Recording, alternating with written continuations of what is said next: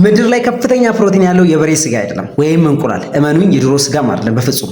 ምንም ጥያቄ የለውም የፕሮቲን ምንጮች ናቸው፣ ግን ገደብ አላቸው። ላስረዳችሁ። ለምሳሌ የበሬ ስጋ ከ100 ግራም በአማካኝ 26 ግራም ፕሮቲን ነው የሚሰጠን። እንቁላል ደግሞ 13 ግራም ብቻ።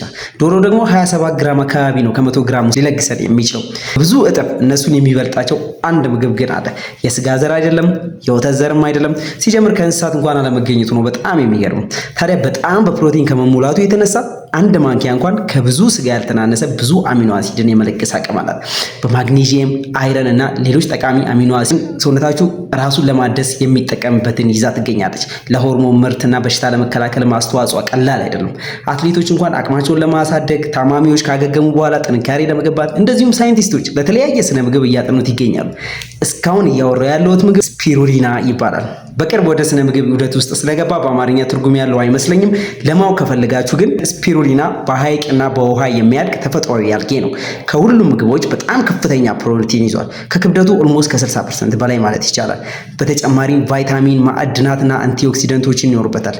የኃይል የኢሚዩኒቲ እና ጡንቻ መልሶ መገንባት ስለሚያገለግል ሱፐር ፉድ ልንለው እንችላለን። በቅርብ እሱን መጠቀም እንጀምራለን። ታዲያ በምንጭነት ማይ ፉድ ዳያታን ተጠቅሜያለሁ።